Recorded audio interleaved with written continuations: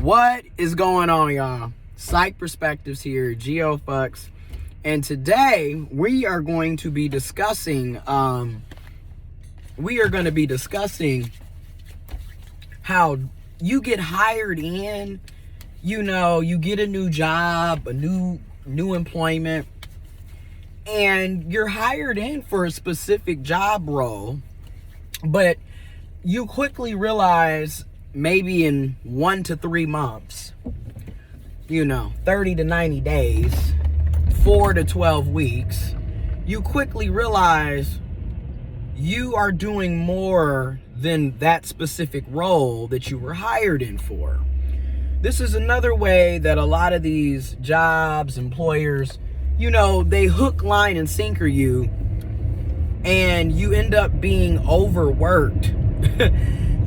Because again, you're hired in to do a specific role, but next thing you know, you're doing the job of 3 to 4 people, 3 to 4 separate job roles. And it's crazy how this stuff is done and how they get away with it.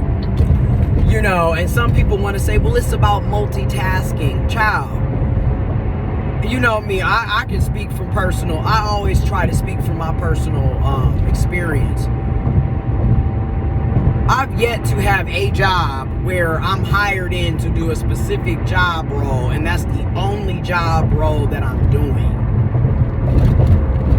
More often than none, you get hired in to do a specific job role, and the next thing you know, you keep getting more and more responsibilities added to you that has nothing to do with your actual job, or it's additional work that's just being added to you. So in my personal experience currently, I'm supposed to be a housing counselor and an outreach specialist. So off rip, I have 2 separate job responsibilities. Number 1, an outreach specialist is a job by itself. A housing counselor is a job by itself. So it's really ridiculous that I'm basically doing 2 jobs and only being paid for 1. Excuse me. Another thing that needs to be brought up. I'm a housing counselor, I'm an outreach specialist, and I'm also an FSS coordinator for 3 counties. Because that's a state program. So now you got 3 roles. Okay. You're also supposed to be teaching the classes to help people become home buyers, first-time home buyer education. So you're also teaching. So that's 4 roles. Okay. You're also supposed to be doing financial counseling coaching. So now that's 5 roles. Okay. And you got to do your own, receptionist. You got to do your own data and reporting. So you basically got 6 roles, and you're only being paid for 1 job. Now, you know me, I'm very transparent and straight to the point. I make $40,000 a year before taxes and deductions.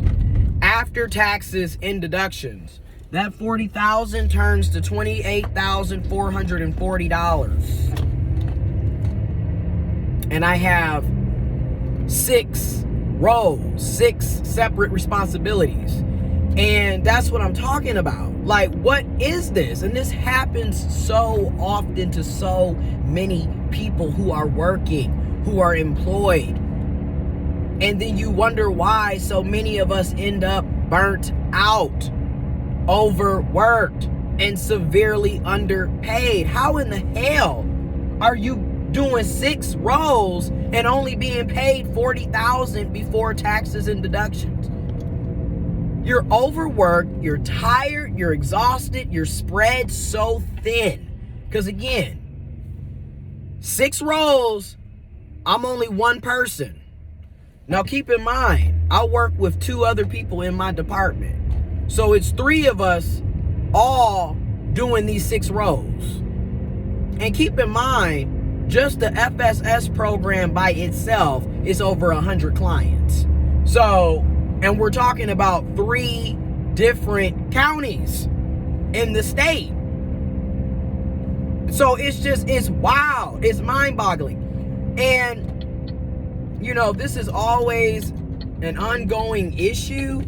And this is another reason why I'm looking for another job. I'm so tired of working at these places where, again, you get hired in to do a specific job. And then looking back, right, because I also have to take accountability. I have to take responsibility here.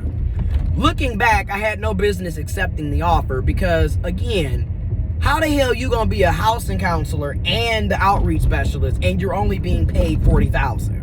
You're doing two jobs off rip. You should be getting more than $40,000. It is what it is. So that's on me. You know, that's me not recognizing my worth. That's me not recognizing that I deserve better. You feel me? I had no business accepting the job, and or I should have negotiated for a better pay. So I take responsibility and accountability for that, you know. But that's what I'm talking about. It's like, and that happens to so many of us. Like, again, they just work you and work you and work you and work you and work you and work you until people are burnt out, exhausted, and then these same damn jobs, organizations, nonprofits, corporations, employers will wonder why they have such a high turnover. Well, because you're overworking your staff. You're overworking your workers. You're overworking your employees. And then you wonder why we don't have a work-life balance. How the hell are you supposed to have a work-life balance when you are doing 6 different jobs? You're playing 6 different roles. You got your housing counselor hat on. You have your financial coaching counselor hat on. You have your educator hat on. You have your outreach hat on. You have your data and reporting hat on. You have your receptionist hat on. You have your FSS hat on. You're doing a lot. And this is what's crazy, right? This place that I'm working for has a high turnover rate. And it doesn't really matter to the employer, you know, because they see us as numbers anyway. So, okay, this one gets overworked. They're burnt out. They're exhausted. They put in their 2-week notice. Who gives a damn? We'll have 10, 20, 30 other applicants who are also going to be applying because they need a job to make ends meet. So who cares? You're just another number. You're just another cog in the machine. You know, it is what it is. And that's how a lot of these employers think and operate. So, again, overworked, severely underpaid, enough is enough. We deserve better.